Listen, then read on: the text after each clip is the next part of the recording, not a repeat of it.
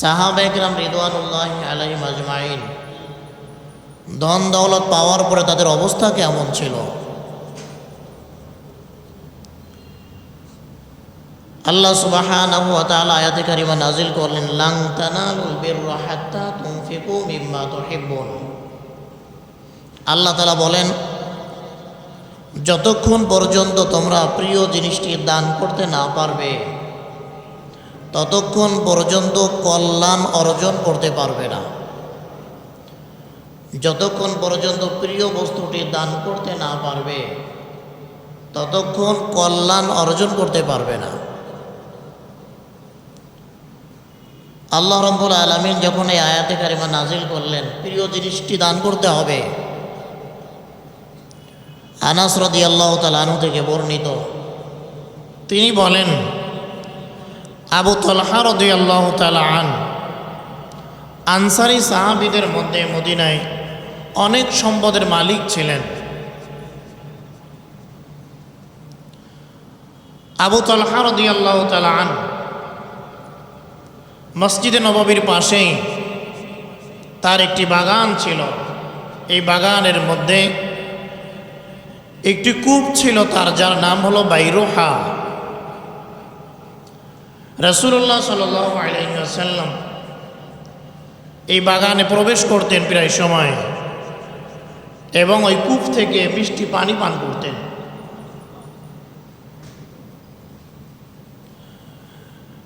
এই কূপটি যেখানে ছিল এখনো মসজিদের মধ্যে পড়ে গেছে। এখন মসজিদ বড় করার কারণে সেই কূপের জায়গাটি মসজিদের মধ্যে পড়ে যায়। কিন্তু আরবের লোকেরা ঐতিহাসিক কোনো কিছু থাকলে এটাকে মিটাইয়া দেন, কিন্তু আলামত রেখে দেন। যেই জায়গায় কূপটা ছিল ওখানে কয়েকটি টাইলস, ভিন্ন কালারের টাইলস দিয়ে গোলাকার করে রাখা, এটা বোঝাবার জন্য যে এখানে কূপটা ছিল। তাছাড়া কূপটা যদি রেখে দেওয়া হতো ঝামেলা হতো। মানুষ এমনিই তো বড় আবেগী, তো এই জন্য পূর্ব সাইডে দরজা থেকে ঢোকার পরে বামে এখন ওই চিহ্নটা আছে। যারা জানে, যারা বোঝে, তারা ওখানে গিয়ে কার্পেট উঁচা করলে এটা দেখা যায়। এখানেও একটা সওয়াবের বিষয়, আপনি যদি ওখানে দাঁড়িয়ে একটু জমজমের পানি পান করেন, এতটুক তো বলা যাবে এখানে আমার রাসূল পানি পান করতেন, এখানে আমার রাসূল দাঁড়িয়ে পানি পান করতেন, এই জন্য আমি সেখানে দাঁড়িয়ে পানি পান করলাম। তো রাসূলুল্লাহ সাল্লাল্লাহু আলাইহি ওয়াসাল্লাম এই বাগানের মধ্যে ঢুকে পানি পান করতেন। এই কূপের পানি বড় মিষ্টি ছিল। এই আয়াতে কারিমা যখন নাজিল হয়, প্রিয় জিনিস দান করতে না পারলে কল্যাণ অর্জন করতে পারবে না। হযরত আনাস রাদিয়াল্লাহু তাআলা আনহু বলেন, কুরআনুল কারীমের এই আয়াতে কারিমা যখন নাজিল হয়ে যায়, লান তানালুল বিররা হাত্তা তুনফিকু মিম্মা তুহিব্বুন, আল্লাহ রাব্বুল আলামিন বলেন, যতক্ষণ পর্যন্ত প্রিয় জিনিস দান করতে না পারবে ততক্ষণ পর্যন্ত কল্যাণ লাভ করতে পারবে না, অর্জন করতে পারবে না। আয়াতে কারিমা যখন নাজিল হয়ে যায়, হযরতে আবু তালহা দৌড়ায় নবীর কাছে চলে যান, গিয়ে বলেন, ইয়া রাসূলুল্লাহ, আল্লাহ পাক রব্বুল আলামিন তো এই কথা বলেছেন, প্রিয় জিনিস দান করতে না পারলে কল্যাণ লাভ করা যাবে না। আমার যত সম্পদ আল্লাহ পাক আমাকে দিয়েছেন, সব সম্পদের মধ্যে এই কূপটা আমার কাছে বড় পছন্দনীয়, বড় দামি সম্পদ। ইয়া রাসূলুল্লাহ, আল্লাহ তাআলা যখন এই কথা বলেছেন প্রিয় জিনিস দান করতে হবে, ওগো আল্লাহর রাসূল, আপনাকে সাক্ষী রেখে লিল্লাহি, আল্লাহ তাআলার জন্য আমি আমার কূপটি দান করে দিলাম, আমি আমার কূপটি দান করে দিলাম। ইয়া রাসূলুল্লাহ, যেইভাবে আপনার মন চায় সেভাবেই এটা খরচ করতে পারেন, আমার আর কোনো কথা নাই, এটা আল্লাহর রাস্তায় আমি এটা সদকা করে দিলাম, দান করে দিলাম। আল্লাহর হাবিব সাল্লাল্লাহু আলাইহি ওয়াসাল্লাম বলেন, বাহ, মারহাবা, যাকা মালুন রাবিউন, যাকা মালুন রাবিউন, রাসূলুল্লাহ বলেন, আবু তলহা তুমি তো লাভজনক ব্যবসা করে ফেললে, লাভজনক ব্যবসা করে ফেললে। কারণ এই যে ব্যবসা, এটা পরকালের ব্যবসা, ঠিক কিনা? এটা পরকালের ব্যবসা করে ফেলে লাভজনক ব্যবসা। দুনিয়ারটায় লাভও হতে পারে, লসও হতে পারে, ধোঁকাবাজি থাকতে পারে, কিন্তু এই যে পরকালের যেই ব্যবসা, জান মালের বিনিময়ে জান্নাত করার যেই ব্যবসা, এর মধ্যে কোনো ধোঁকাবাজি নাই। কথা বলেন ঠিক কিনা?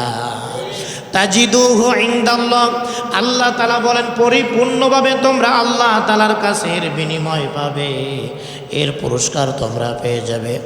আল্লাহর হাবিব সাল্লাল্লাহু আলাইহি ওয়াসাল্লাম বলেন, আবু তলহা তুমি এটি আল্লাহর জন্য দান করে দিলে, যাও যাও এই বাগানটি, এই কূপটি তোমার আত্মীয় স্বজনের মধ্যে বন্টন করে দাও।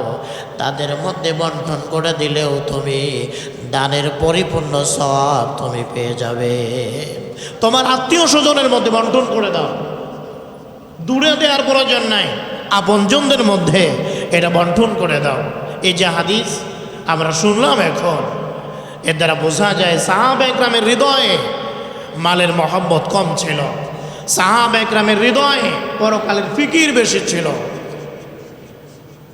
কল্যাণ অর্জন করতে হবে আমাকে, এই একটা বাগান তিনি এরকমভাবে সৎকা করে দিলেন, আর এখন তো তিনি আল্লাহর জান্নাতে ঘুরে বেড়াইতেছেন। সুবহানাল্লাহ বলবেন না? কয়দিনের দুনিয়া, অল্প সময়ের হায়াত। এই এখানে বসে আছি, এখান থেকে বেরোতে পারবো মসজিদ থেকে, এর কোনো নিশ্চয়তা নাই, কোনো গ্যারান্টি নাই। কিন্তু যদি আমরা আল্লাহর জন্য, আল্লাহকে যদি রাজি আর খুশি করে যেতে পারি, চাই দুনিয়ায় 1 ঘন্টা থাকি, 2 ঘন্টা থাকি, 10 বছর থাকি, যে সময় আমরা দুনিয়ায় থাকি, আল্লাহকে যদি রাজি আর খুশি করা যায়, তাহলে আমাদের জন্য আল্লাহর জান্নাত ওয়াজিব হয়ে যাবে। সাহাবা একরাম এই হিসাব করতেন, বাঁচবো আর কতদিন, জান্নাত পরকাল জাহান্নাম এগুলো তো সত্য, আমাদেরকে মারা যাইতে হবে, মরতে হবেই আমাদেরকে। অতএব জান্নাতে কিভাবে যাওয়া যায়, পরকালে কিভাবে সফল হওয়া যায়, তাদের মধ্যে এই ফিকির বেশি ছিল। দান করে দিয়েছেন। হযরত আব্দুল্লাহ ইবনে ওমর রাদিয়াল্লাহু তাআলা আন, তিনি একবার জুহফা নামক স্থানে অবতরণ করলেন, সাথী সঙ্গীদেরকে নিয়ে জুহফা নামক জায়গায় অবতরণ করলেন। আশাকুন, তিনি অসুস্থ ছিলেন। আব্দুল্লাহ ইবনে ওমর রাদিয়াল্লাহু তাআলা আন জুহফা নামক জায়গায় অবতরণ করার পর সাথীদেরকে বললেন, ইন্নী লা আশতাহি হিতানান, আমার একটি মাছ খাইতে মন চায়, আমার একটা মাছ খাইতে মন চায়। সাথী সঙ্গীরা খুঁজতে আরম্ভ করলেন, কোথাও কোনো মাছ পাওয়া যায় না। ইল্লা হুতান ওয়াহিদান, একটা মাছ পাওয়া গেল। এই মাছটি তার বিবি এনে রান্না করলেন, সুন্দর করে প্রস্তুত করে ফাকরাবাতুহু আব্দুল্লাহ ইবনে ওমরের সামনে উপস্থাপন করলেন। তার সামনে যখন মাছটি আসছে, ঠিক এমন সময় দরজার মধ্যে একজন ভিক্ষুক দাঁড়ায় গেল। আল্লাহর জন্য আমাকে কিছু দাও, আল্লাহর জন্য আমাকে কিছু দাও। এই ভিক্ষুক যখন ডাক দেয়, বিবি চিন্তায় পড়ে গেলেন। আব্দুল্লাহ ইবনে ওমর দান করার অভ্যাস বেশি, তিনি তো এই মাছটি দান করে ফেলবেন এখনই, এই মাছটি গরিবকে দিয়ে দিবেন। আগে থেকেই বললেন, স্বামী আমার, আপনি এই মাছটি খান, আপনার খেতে মন চেয়েছে, আমাদের কাছে দিনার দেরহাম আছে, এগুলি আমরা ফকিরকে দিয়ে দেই। এই দিনার দেরহামগুলি তার জন্য বেশি উপকারী হবে, মাছটা আপনি খান, আপনার খেতে মন চেয়েছে। আব্দুল্লাহ ইবনে ওমর বললেন, না না, আল্লাহ পাক রব্বুল আলামিন বলেছেন প্রিয় জিনিস দান করতে। এই মুহূর্তে আমার কাছে দিনার দেরহাম প্রিয় জিনিস নয়, এই মুহূর্তে আমার কাছে এই মাছটি বড় প্রিয়, অতএব মাছটি আমি দান করে দিব। এই মাছটি দান করে আমি পুণ্য অর্জন করব, এই কাজে তোমরা বাধা সৃষ্টি করো না। আব্দুল্লাহ ইবনে ওমর তার প্রিয় মাছটি সদকা করে দিলেন, মাছটি দান করে দিলেন। কেন দান করলেন? আল্লাহ পাক বলেছেন, যতক্ষণ পর্যন্ত প্রিয় জিনিস দান করতে না পারবে, কল্যাণ অর্জন করতে পারবে না, কল্যাণ অর্জন করতে পারবে না। এই জন্য তিনি এটি দান করে দিলেন। তো এই জন্য মোহতারাম হাজিরিন, এই সম্পদ অর্জন করা এটা খারাপ নয়, তবে সম্পদের মহব্বতে পাগল পাড়া হয়ে আল্লাহকে ভুলে যাওয়া, পরকাল ভুলে যাওয়া, জান্নাত ভুলে যাওয়া, জাহান্নামের আযাবের কথা ভুলে যাওয়া, এটা খারাপ জিনিস, এটা খারাপের লক্ষণ। আজকে সম্পদের জন্য আজকে আমরা কি করতেছি বলেন? সম্পদের জন্য কি করতেছি? রমজান মাস চলে, রহমতের দশক বিদায় নিয়ে গেল, মাগফিরাত বিদায় নিয়ে যাচ্ছে, আমাদের অবস্থা কি বলেন? সম্পদের জন্য কি করা হচ্ছে? রমজান মাস, এই সম্পদের জন্য কি করতেছে মানুষ? এটা অবশ্যই এই সম্পদ এদের জন্য ধ্বংস। এই সম্পদ এটা ভালো লক্ষণ নয়। সম্পদ যদি সঠিকভাবে উপার্জন করা যায়, সঠিকভাবে যদি খরচ করা যায়, এটা ভালো। এই সম্পদের মাধ্যমে যত ইবাদত বন্দেগী আমরা করতে পারি, হজ বলেন, যত ইবাদত বন্দেগী আছে, এর মধ্যে শ্রেষ্ঠ ইবাদত হচ্ছে যাকাত। এই যাকাতের ক্ষেত্রে শরীরের কোনো দখল নাই। এই যাকাত এটা শুধু মালের সাথেই সম্পৃক্ত। যাদের মধ্যে মালের মহব্বত আছে অনেক বেশি, এরা এই যাকাত দিতে চায় না। যাকাতের কথা বললেই এরা মুখটা মলিন হয়ে যায়, শুনতেই চায় না। যাকাতের মাসআলা শুনতেই চায় না। হুজুর দিব না, এ শুনবো কেন? রোজার মাসআলা করেন, রোজা রাখবো। নামাজের মাসআলা বলেন, নামাজ করব। যাকাতের কথা বললেন না। হজের কথাও বলার প্রয়োজন নাই, এগুলি টাকা লাগে। এই যে মালের মহব্বত, তো মালের মাধ্যমে যত ইবাদত বন্দেগী করা যায়, এর মধ্যে শ্রেষ্ঠ ইবাদত হচ্ছে যাকাত। যাকাতের কথা আল্লাহ রাব্বুল আলামিন কুরআনুল কারীমের মধ্যে অনেক বেশি বলেছেন। 82 জায়গায় আল্লাহ পাক নামাজের কথা বলেছেন। প্রত্যেকটা জায়গায় নামাজের সাথে যাকাত, প্রত্যেকটা জায়গায় নামাজের সাথে যাকাতের কথা বলেছেন। কারণ এই নামাজ প্রতিদিন বান্দার সামনে হাজির হয়। এই যাকাত প্রতি বছর নেশাব পরিমাণ মাল থাকলেই তার উপরে যাকাত ফরজ হয়ে যায়। আল্লাহ পাক রব্বুল আলামিন জানেন এই দুইটি ইবাদত, নামাজ আর যাকাত, এটা বান্দার জন্য অনেক কঠিন হয়ে যায়, তার জন্য কষ্টকর মনে হবে। কারণ দিন যাবে, দুনিয়ার মায়া মহব্বত ভালোবাসা এটা আমাদের মধ্যে বৃদ্ধি পাবে। একজন মানুষ আর একজনকে মারবে, রক্তপাত ঘটাবে, জবাই করবে মালের জন্য, সামান্য টাকার জন্য তাকে হত্যা করবে মালের জন্য। আল্লাহ পাক রব্বুল আলামিন জানেন যে এর পরিণতি এমন একটা পর্যায়ে গিয়ে বসবে। এই জন্য আল্লাহ পাক রব্বুল আলামিন বারংবার এই যাকাতের কথা বলেছেন, এই নামাজের কথা বলেছেন।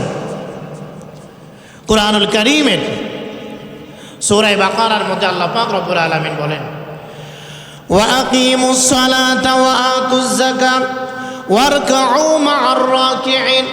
আল্লাহ রাব্বুল আলামিন বলেন, তোমরা নামাজ কায়েম করো, ওয়া আতুজ যাকাত, আর যাকাত আদায় করো, ওয়ারকাউ মা'আর রাকিঈন, আর রুকুকারীদের সাথে তোমরা রুকু করো। নামাজ কায়েম করো, যাকাত দাও, আর রুকুকারীদের সাথে রুকু করো। অন্য আয়াতের মধ্যে আল্লাহ তাআলা বলেন, ওয়া আকিমুস সালাতা ওয়া আতুজ যাকাত ওয়া আতিউর রাসূলা লাআল্লাকুম তুরহামুন।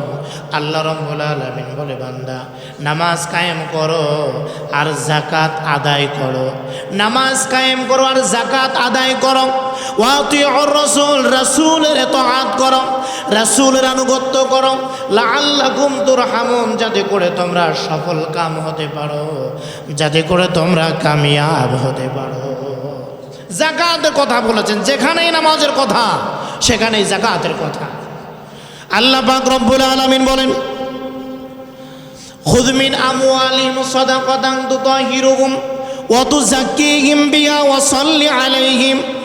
সূরা তাওবার 103 নম্বর আয়াতের মধ্যে আল্লাহ তাআলা বলেন, হে নবী আপনি তাদের থেকে যাকাত গ্রহণ করেন। খুদ মিন আমওয়ালিহিম সাদাকা, এই যাকাতের মাধ্যমে তুতাহিরুম, তাদেরকে পবিত্র করে দেন। তুতাহিরুম ওয়া তুযাক্কিহিম বিহা, তাদেরকে পরিশুদ্ধ করে দেন। ওয়াসাল্লি আলাইহিম, এবং তাদের জন্য দোয়া করেন। আল্লাহ তাআলা বলেন যাকাতের মাধ্যমে তাদেরকে পবিত্র করে দেন, পরিশুদ্ধ করে দেন। যাকাত আদায় করলে মানুষের মাল পবিত্র হয়। যাকাত আদায় করলে মাল যখন পবিত্র হয়ে যায়, এই পবিত্র মাল যখন বান্দা খায়, বান্দার দেহটাও পবিত্র হয়ে যায়। এই খাবার খেয়ে বান্দা যখন সেজদা যায়, এই সেজদাটা নির্ভেজাল একমাত্র আল্লাহর জন্য হয়। কথা বলেন ঠিক কিনা? এই সেজদাটা একমাত্র আল্লাহর জন্য হয়। এই সেজদাটা একমাত্র আল্লাহর জন্য হয়। এই সেজদা দিয়েই আল্লাহকে পাওয়া যায়। আল্লাহ রব্বুল আলামিন বলে, বান্দা সেজদা দাও আর আমার নিকটবর্তী হয়ে যাও। সেজদা দিলেই আল্লাহর নিকটবর্তী হওয়া যায়। হারামকে সেজদা দিলে আল্লাহর নিকটবর্তী হওয়া যায় না। হারাম খাবার খেয়ে ইফতারি করলে কোনো লাভ নাই। হারাম খাবার খেয়ে রোজা রাখলে কোনো লাভ নাই। হারাম খাবার খেয়ে আল্লাহকে ডাকলে কোনো লাভ নাই। হালাল খাবার এক ডুব পানি পান করেন, এই সেজদা দেন, এটা আল্লাহর কাছে অনেক দামি। হালাল খেতে হবে আমাদের। অনেক কিছু আইটেম নিয়ে ইফতারি করা, এটার প্রয়োজন নাই, এটার প্রয়োজন নাই। চাঁদাবাজি করে ইফতারি আসে না নাই? চাঁদাবাজি করে কেউ যদি ইফতারি করে, এটা আল্লাহর কাছে কবুল হবে? এটা আল্লাহর কাছে কবুল হবে না। তার চিন্তা হলো ইফতারির আগে তো আল্লাহ দোয়া কবুল করে, ইফতারির আগে আল্লাহ পাক দোয়া কবুল করেন, এই সুযোগটা ছাড়া যাবে না। এই জন্য মানুষের ধন সম্পদ লুটপাট করে ইফতারি করতে হবে, সাহারি করতে হবে, রোজা রাখতে হবে। আমি রোজা রাখছি, তুমি সারা জীবন রোজা রাখলেও তোমার রোজার কোনো লাভ নাই। কথা বলেন ঠিক কিনা? সামান্য পরিমাণ ইফতারি করেন, হালাল খান, এটা আল্লাহ তাআলার কাছে অনেক দামি।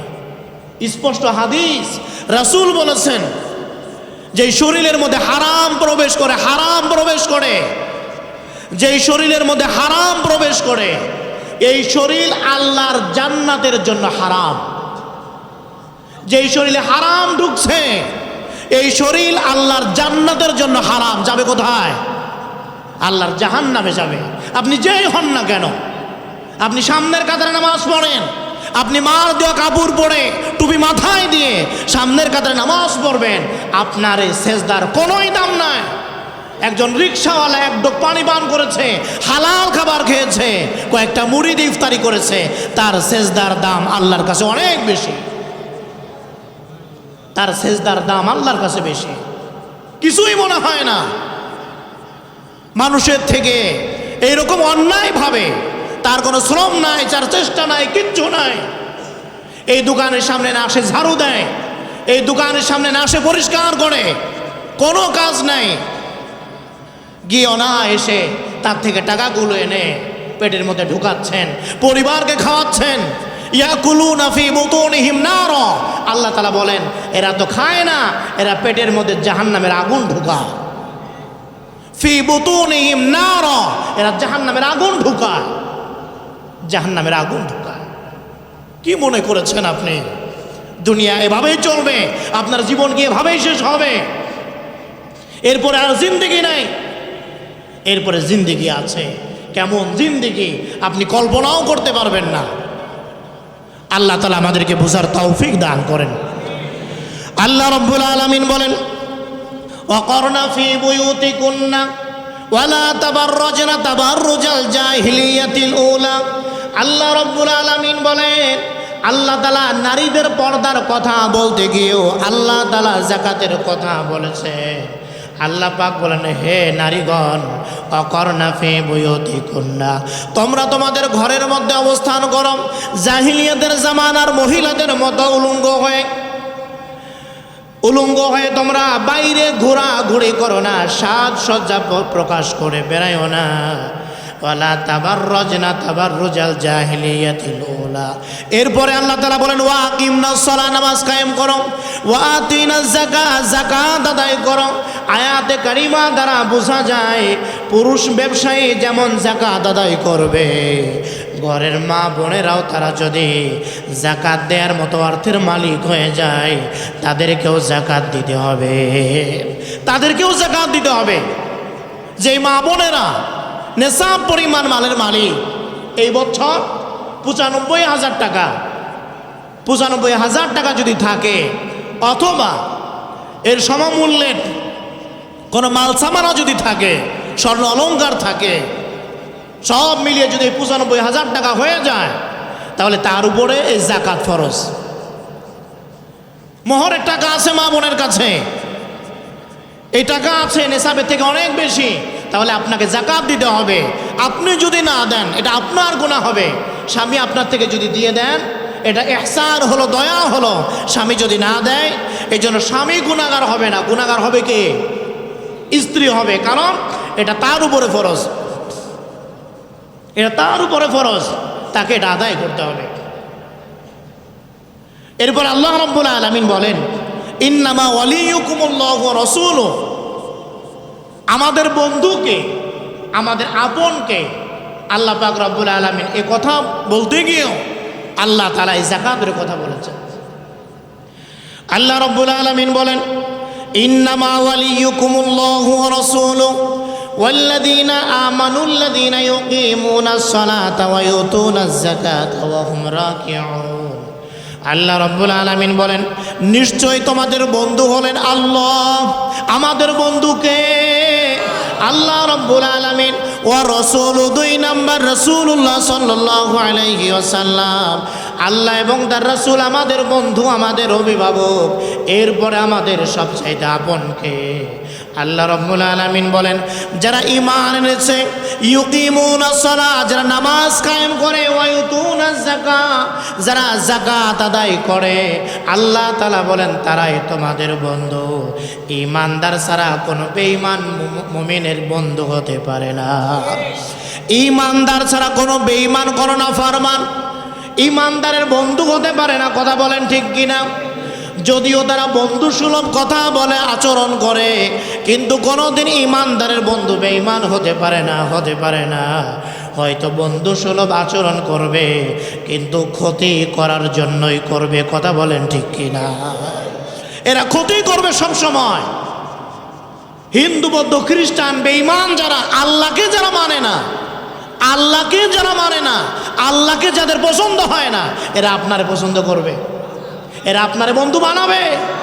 যাদের কাছে রব ভালো লাগে না, যে রব তাদেরকে সব কিছু দিলেন, এই রবকেই যারা পছন্দ করে না, ওরা আপনাকে পছন্দ করবে, ওরা বাংলাদেশকে পছন্দ করবে, ওরা কোনোদিন করবে না।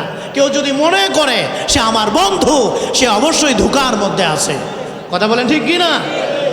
কারণ এই নাফরমান, সে তো তার রবকেই পছন্দ করে না, সে তার সৃষ্টিকর্তাকেই মানে না।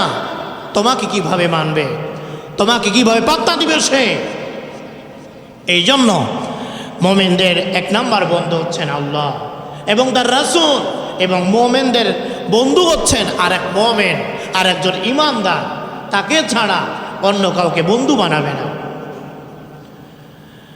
এই জন্য যাকাত আদায় করা, আল্লাহ সুবহানাহু ওয়া তাআলা কুরআনুল কারীমের সাথে প্রত্যেকটা জায়গায় নামাজের সাথে আল্লাহ তাআলা এই যাকাতের কথা বলেছেন। এই যাকাত আদায় করা, অনেক আল্লাহর বান্দা এমন আছে, কোনো রকম করে রমজান মাস পাড়ি দিতে পারলেই সে কেমন জানি শুকরিয়া আদায় করে ঝামেলা কাটছে। মাদ্রাসার হুজুররা ঝামেলা করে, গরিব মানুষ ঝামেলা করে, ইত্যাদি ইত্যাদি। এই পেরেশানিতে আর বাঁচা যায় না, বিরক্ত হয়ে যায়। রমজান মাস গেলেই স্বস্তির নিঃশ্বাস ফেলে, আলহামদুলিল্লাহ বাঁচা গেছে। কেন? যাকাত দেওয়া লাগে না। আল্লাহ তাআলা এদের ব্যাপারে কি বলেন দেখেন, ওয়ালা ইয়াহসাবান্নাল্লাযীনা ইয়াবখালুনা বিমা আতাহুমুল্লাহ।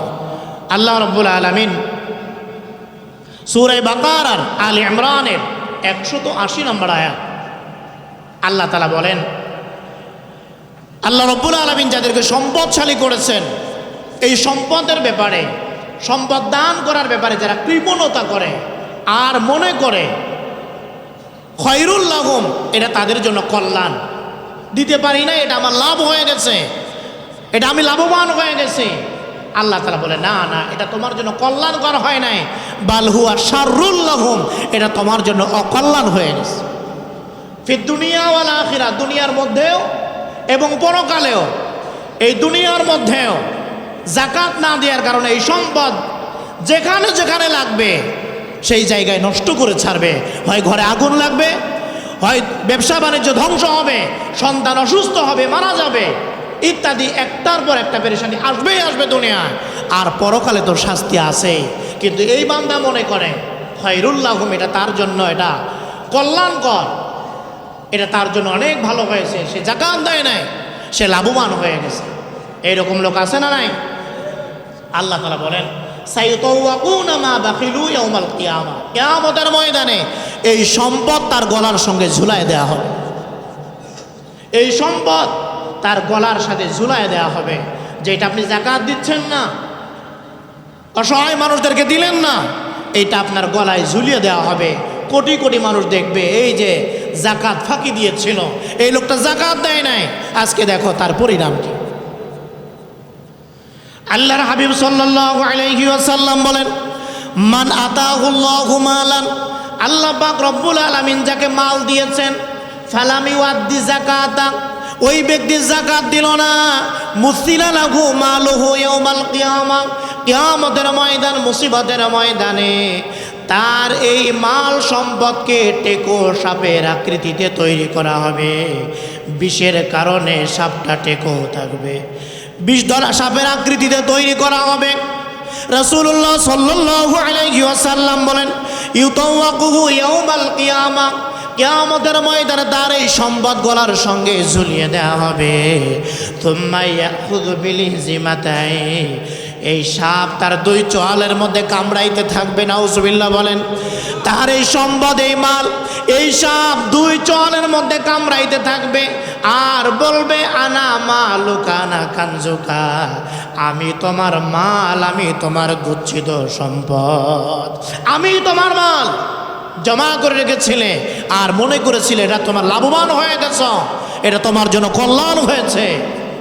আল্লাহ রসুল বলেন ওই দিন তোমার গলার সঙ্গে ঝুলিয়ে দেওয়া হবে।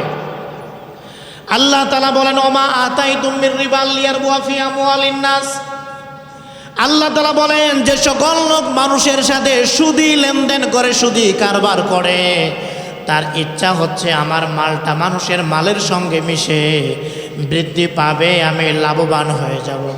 সুদের কারবার যারা করে তাদের টার্গেট তো এমনই থাকে, 10 টাকা দিলাম, কিছুদিন পরে 20 টাকা হয়ে যাবে অটোমেটিক। এই যে ব্যবসা, পুঁজি ছাড়া ব্যবসা, শ্রম ছাড়া ব্যবসা, অটোমেটিক বাড়তেই থাকে, বাড়তেই থাকে। তারা মনে করে, আল্লাহ পাক রব্বুল আলামিন বলেন, ফালা ইয়ারবু ইনদাল্লাহ, তোমার বাহ্যিক দৃষ্টিতে এটা বাড়তে পারে, আল্লাহ তাআলার কাছে এটা বৃদ্ধি পায় না, আল্লাহ তাআলার কাছে এটা বৃদ্ধি পায় না। কিন্তু আল্লাহকে রাজি আর খুশি করার জন্য যেই যাকাত তোমরা দাও, এটার সব বহু গুণে আল্লাহ তাআলার কাছে বৃদ্ধি পায়। যাকাতের সব বাড়ে, সুদি কারবার করলে এটা বাড়ে না আল্লাহর কাছে, এর কোনো পুরস্কার আল্লাহ তাআলার কাছে নাই। এই জন্য সূরা বাকারার মধ্যে এসেছে, সুদি কারবার যারা করে, আল্লাহ তাআলা আয়াতে কারিমা নাজিল করেছেন, ওয়াদারু মা বাকিয়া মিনার রিবা ইন কুনতুম মুমিনিন, মুমিন যদি হও সুদের কারবার একেবারে ছেড়ে দাও, একেবারে ছেড়ে দাও। যদি রাজি না হও, আল্লাহ তাআলা বলেন তাদের বিরুদ্ধে আমি আল্লাহ যুদ্ধের ঘোষণা করলাম। চিন্তা করছেন এইরকম সুদখোর আছে না নাই? এরকম সুদখোর আছে। অসহায় মানুষের পাশে দাঁড়ানোর বাহানায় তারা এই সুদের টাকা ছড়ায় দেয়, উপকারের বাহানায় তারা এই সুদি কারবার করে, অসহায় মানুষকে একেবারে সহায় সম্বলহীন করে ফেলে এরা এই সুদি কারবার করে। এই জন্য মোহতারাম হাজিরিন, আমরা এই যাকাত আদায় করব। যাদের উপরে যাকাত ফরজ আছে, আল্লাহ তাআলা বলছেন, ওয়াল্লাযীনা ইয়াকনিজুনা যাহাবা ওয়াল ফিদ্দা, যারা স্বর্ণ অলংকার জমা করে রাখে, দান করে না, যাকাত দেয় না, আল্লাহ তাআলা বলছেন কিয়ামতের ময়দানে এগুলি গরম করা হবে। এই গরম করে তার কপালে, তার পিঠে, তার কোমরে এগুলি দিয়ে দাগ দেয়া হবে আর বলা হবে এটা তোমার সম্পদ।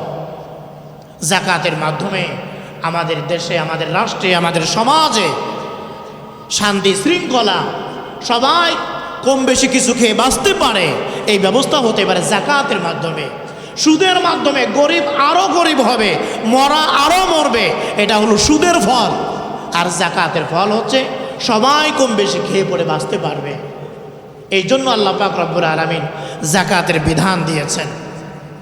সঠিকভাবে যদি যাকাত আদায় করা হয়, এখনও যেই পরিমাণ সম্পদ আছে বাংলাদেশে, এইটাও যদি সঠিকভাবে যাকাত দেওয়া হয়, এই বাংলাদেশের মধ্যে গরিব মানুষ খুঁজে পাওয়া যায় না। কথা বলেন ঠিক কি না? গরিব মানুষ পাওয়া যায় না।